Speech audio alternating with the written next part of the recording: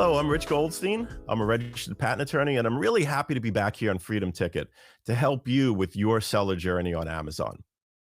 I started out in electrical engineering. I was studying electrical engineering, and I realized that I didn't want to be an engineer because it would be working on too much of the same thing for a long period of time, and I wanted some variation, and I didn't want to work for anyone else. So I went to law school, and I became a patent attorney. And as I was graduating again, I realized I didn't want to work at a law firm. So I founded my own IP boutique, Goldstein Patent Law. So 30 years ago, I started my law firm. I didn't have any clients. I didn't have any sales. And so like any business, I had to generate sales. So I got really interested in marketing, and I did content marketing in print form in the 90s. And what that looks like is I launched a magazine for inventors. And so that was a way in which I got my message out there. I built a name for myself, and I gained clients. And I'm really proud of my entrepreneurial journey. And so I'm really happy to help you with yours as you're launching on Amazon. So there are two ways that IP is important to you in your Amazon journey. The first is that IP can be an effective way to eliminate or at least limit competition among sellers of similar products. And sometimes that could be you taking down your competitive listings. And other times, unfortunately, it can be competitors taking down your listings with their IP. And that's why it's important to understand how to protect yourself. And also it's important to understand how to stay clear of their IP so that you don't end up shut down. And second, IP can be a significant contributor to your brand value. That is, when you go to exit your business, IP can have a significant impact on the paycheck that you get.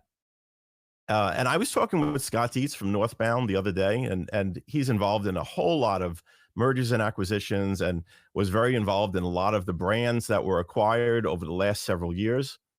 Now, the aggregator boom has ended. And during the aggregator boom, there were brands being gobbled up, and the companies acquiring them didn't really look too closely at them, didn't really look too closely about how strong those brands are. But what Scott was saying is that the acquisition realm is not over. It just has changed in that now the companies that are acquiring other brands are closely scrutinizing what they're buying. And they're really looking for that thing that makes your brand special. They're looking for the thing that makes them sustainable. And so they're looking even closer at IP than ever before, because IP is one of those structures that can help show that you've dotted the I's and crossed the T's. You've created a moat around your business. You've made something sustainable that's worth them buying and worth them buying for a higher multiple. So you might not be thinking about IP now, or you might not be thinking about exits now because you're just getting started. But someday you will. And the decisions you make now can drastically affect what you get paid later. One of the things that Kevin talked about was picking a name for your brand. And one of the things to understand is that descriptive names like pet food store are not protectable. But names that have little or nothing to do with the actual products, such as Apple for computers, is strongly protectable. So the more distinctive it is, the more protectable and the stronger the trademark. And a lot of times what happens is people want to register those more descriptive names, and they have difficulty getting a registration through. Also, a thing to keep in mind is that those really descriptive names, like pet food store, are helpful from a keyword standpoint. Obviously, you want to show up in searches when people are looking for products like yours. So pet food store in your listing, in the name of the product, in the brand, can help with that. But on the other side, there's trademarks to consider, because trademarking pet food store will not be easy to do if you're selling pet foods. And so there is a bit of a balance you can gain between those two, having descriptive terms that help with keywords, yet having something distinctive that helps to create a trademarkable brand. So an example might be cornucopia pet food stores. So you've got a distinctive element, cornucopia, married with the keywords pet food store. And then now you have something that's protectable, and you have something that will help you with the keyword aspect and being found in searches. One of the things that Kevin mentioned was that there are a lot of people gaming the system out there that are using these nonsensical brand names, something like XYZ123 system to sell pet food, right? But the positive intention there is that they want to have something distinctive, and we could learn from that. That if you do have something that is a brand name that bears little relationship to the product, those are the strongest trademarks. Those are the ones that's most difficult for your competitors to come close to. So you want to find that balance again between something that speaks to the customer and something that is distinctive enough that it's protectable. Kevin also mentioned that it takes about 8 to 9 months to get a trademark. And I would say these days it's taking actually even a little bit more. In about 8 to 9 months, we'll typically hear from the trademark office. Then it could take a matter of a couple of more months if it gets approved immediately, or if we need to go back and forth with the trademark office, it might take as much as a year and a half. So it is extra important to apply as soon as possible for the trademark. Kevin also mentioned that I'd be talking about international trademarks. Now, here's the thing. You need to have a trademark in the jurisdictions or in the countries where you're selling in order to stop your competitors from using that brand name, because trademarks are jurisdictional and your US trademark does not count in Germany. And Kevin talked a bit about how that works with brand registry, where you can get brand registry by, say, a German trademark, but that's not necessarily going to allow you to protect it in the US. For that, you would need a US trademark. So it's a reasonable strategy to get trademarks in the countries where you want to actually sell. But there are some great reasons for protecting your trademarks in other jurisdictions, in other countries. One reason to protect your trade name internationally is that it provides upside when you go to sell your business. If you've only been selling in the US, but you have trademarks in Europe, Japan, Brazil, etc., when someone looking to acquire your brand sees that, they'll say, wow, there's additional upside here. We can start selling in those countries and expand the brand. Because ultimately, when people are acquiring your brand, they're looking for upside. They're looking for ways in which they can expand it to be something even greater than you've been able to achieve so far. And that's part of what they're paying for. And therefore, they're willing to pay more when there's additional upside.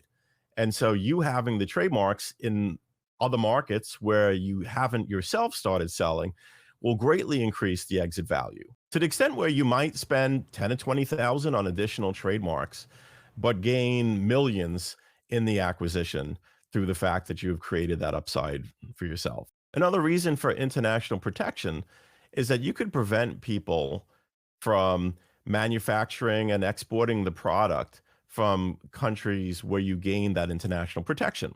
So China, for example, there have been several nefarious players that have been going ahead and trademarking your brand in China and preventing you from exporting from China to hold your trademark hostage so that they could sell it back to you. And that's the reason why it pays to get a trademark in China, especially if you're manufacturing there. On the patent side, if you have a Chinese patent, you'd be able to prevent other people from manufacturing your product or a copy of your product in China. So a Chinese patent could be effective as well. International patents also provide upside in that it extends protection into other countries. A US patent is only effective in the US against having people make, use, or sell the product. But if you want to prevent people from making, using, or selling the product in other countries, you need to gain protection in those countries. The problem is, however, that international patents can be very expensive. And you might not want to file international patents in the beginning because you're not sure how much the brand is going to grow. You're not sure what the potential is for the brand. And so there are certain mechanisms for giving you additional time to decide about the international patents. For example, if you file your patent application in the US, you have a year to then file in the individual countries where you want protection. And there's one further step that you can take. It's called a p.3 application, which stands for Patent Cooperation Treaty. So if you file that p.3 application within a year of your US filing, that will buy you approximately another 18 months in order to decide what countries you want to file in. So, for example, you're thinking you might want to file in South Korea, Brazil, Japan, and China. You could file a PCT application before the 12-month mark, and then you have an additional 18 months to file in South Korea, in Brazil.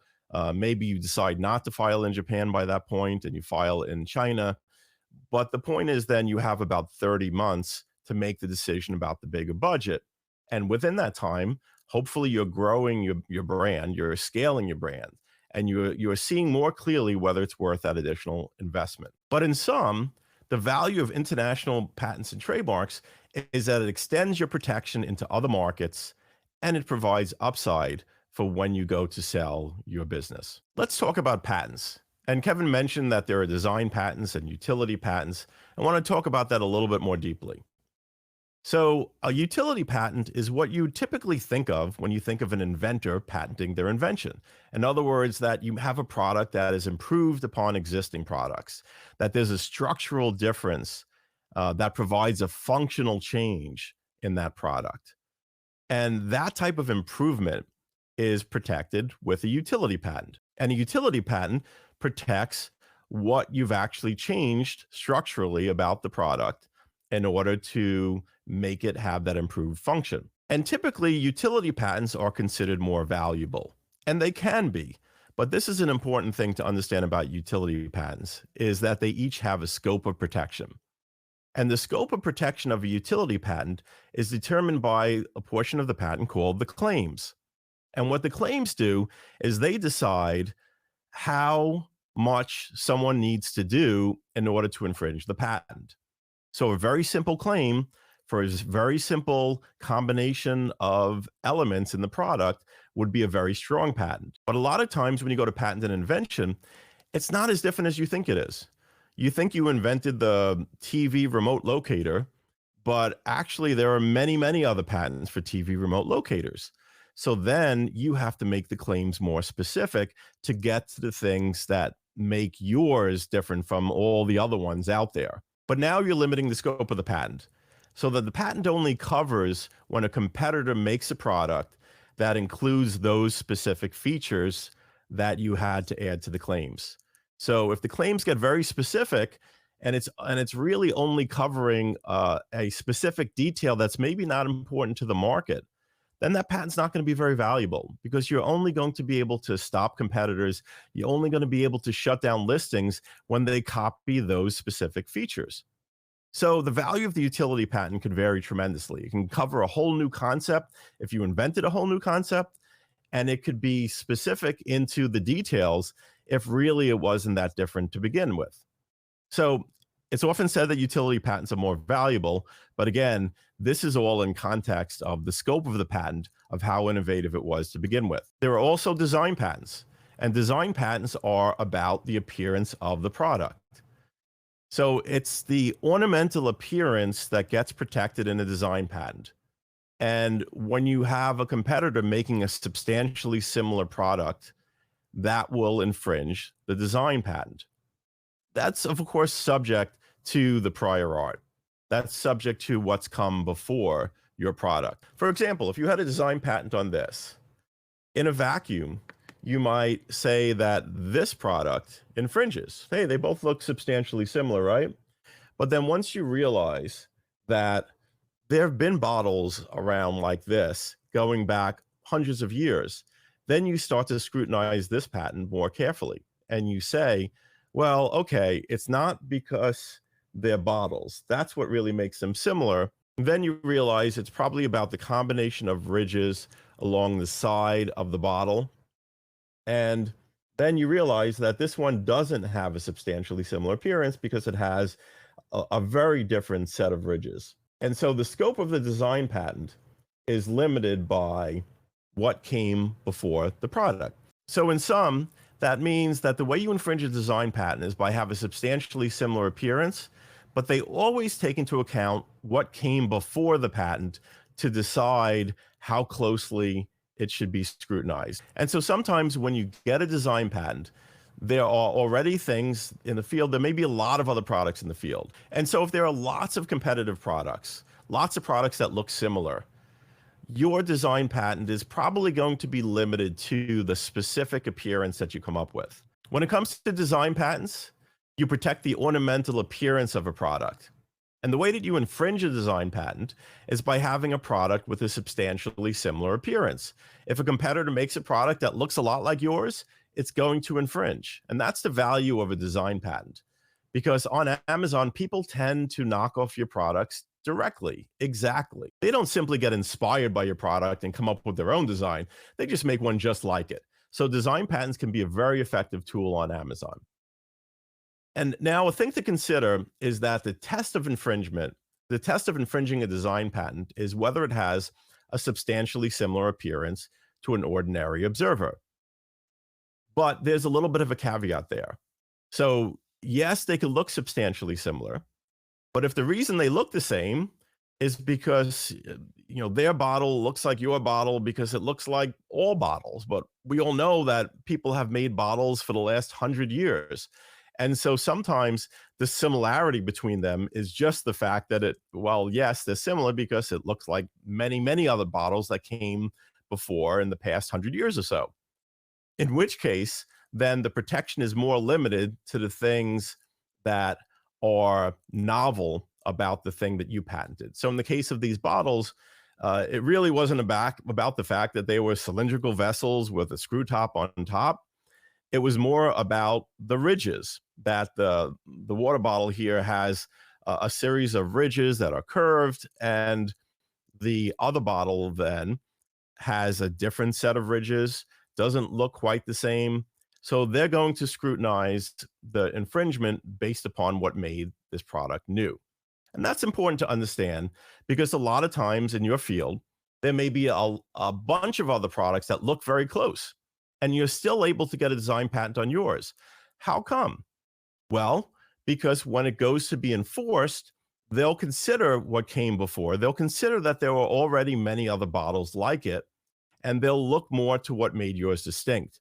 The end result will be that direct knockoffs, people that looked very close to yours, will end up infringing, but those that are similar, simply because it's similar to all the other things in the genre, will not infringe. I want to talk about timing because, of course, starting out, your resources are limited. And so any one thing that you spend money on might be taking money from something else that you need to do to launch your product. The more you spend on prototyping or on your initial order, the less you can spend potentially on pay-per-click or on marketing. And so you have to be careful about what you spend money on. When it comes to IP, it can be expensive. And so it might be questionable about how much you can really invest in IP in the beginning. And it may be expensive to protect every possible IP opportunity from the start. And so a lot of times people have the notion that, well, let me see if I could launch. And if things go well, then I'll come back and do the patents, or I'll come back and do the trademarks. So it's important for us to understand the timing constraints that occur with IP that don't really allow us to circle back to some of these things and require us to make some important choices in the beginning about IP strategy. When it comes to patents, you'll often hear people say, don't I have a year to apply for a patent after I launch the product? Well, sort of. It's not really true that you have a year. What it is that if a year goes by and you haven't yet applied for a patent, it's absolutely game over. There's no possibility of circling back to it. But it's a bit more complicated than that. So let me get a little bit into it. When you launch a product and you make it public, then you immediately lose the rights in much of the world to ever apply for a patent. In the US, there is still what's called a 1-year grace period, which means that if you haven't yet applied for a patent 1 year after you make it public, then it's game over. But still, there are many different ways in which you could lose the rights and that you don't actually have a year. One thing to know about international patents is you need to file in the US before you launch in order to preserve the right to file in many international countries, including China. If you launch in the US and then you file for your patent a few months later, and you later want to do a Chinese patent, you missed because you launched before you filed. I can't even tell you how many times over my career people have come to me with a product that's been selling extremely well. And I have to ask them the difficult question of, well, how long have you been selling? And they tell me 2 years, and people are starting to knock us off. And I'm then in the position of giving them the unfortunate news that it's too late, that I wish I could help them. And clearly they have the budget to have us do lots of stuff with regard to patenting their product. But because they missed and because they've been on sale for too long, it's too late. So don't forget about this 1 year grace period as the absolute last chance. And also don't forget that if you launch before you apply for any patent, then you will have lost the rights in much of the world to ever apply for a patent. One of the most important things to know about IP is that IP that you do without IP strategy will likely be wasted. Almost any patents that you do without IP strategy is wasted. And that's where Kevin mentioned about using the Fiverr guy and low cost alternatives and how that could really cause a whole bunch of problems. Not only will unskilled people be unable to get you the result that you're seeking, but you might not even be seeking the right result. It's like a lot of times when you're shopping around and shopping around by price, what happens is you're just looking for, well, how much does it cost to do a trademark search? How much does it cost to file a patent application? And then you'll get someone who say like, okay, fine, we'll file a patent application for you for X. And the problem is it might not be that patent application that you should be filing. Maybe you should be doing 5 trademarks instead of this one patent, because that would be better in line with the goals of your business and better in line with what's possible with regard to IP protection. Maybe it's a different patent that you should be seeking. But if you're simply looking for, well, who could do this at the cheapest price, you're not going to have an IP strategy in place. And I think that's really what ties it together, is the most important thing. The best way to start any IP is with an IP strategy, is to have the right research conducted so that you know what are the opportunities to gain IP protection, and whether that would be either weak or strong IP protection. And then you could effectively point your budget towards doing the things that matter the most and doing them effectively. So keep that in mind. Let's talk about enforcement. When you do own IP, you could go into your seller account and make an IP complaint. And you could specify that someone is using your brand name, that you have trademark protection through brand registry. And you can assert a patent that you have if someone is infringing your patent. When a utility patent is being infringed, you'll often have to go through the Apex program, often called the Amazon Neutral Evaluation process. And that's a process by which you can have a mini arbitration against other sellers that are selling the product that you protected with a utility patent. And the way it works is they get a patent attorney to serve as a judge for this mini process. Both sides put up $4,000 as the arbitrator fee. You present arguments why they're infringing your patent. The other side puts up arguments about why they think they're not infringing your patent. And then the winner gets their arbitrator fee back. And if you're asserting a patent and you're right, then their listings will be taken down. If there is no patent infringement, then the listings get to stay in effect. So in sum, it's really important to have a strategy. And if you'd like my help, if you'd like my firm's help in creating an IP strategy and dealing with situations that come up with regard to protecting your products and brands, with regard to any infringement claims that have been made against you, you can go to ipforamazon.com and set up an appointment with my team to look at your situation and see if we can help you. If you want to learn more about patents, I wrote a book for the American Bar Association called The ABA Consumer Guide to Obtaining a Patent. And it's written in plain English, and I'm happy to send you a copy. Just send an email to my assistant. That's assist@goldsteinpc.com. Include your mailing address and phone number. And in the subject, just put, please send book, freedom ticket, and we'll send you a copy of the book. Once again, strategy is critically important to your Amazon journey. Please learn as much as you can about IP so that you make good decisions, and good luck.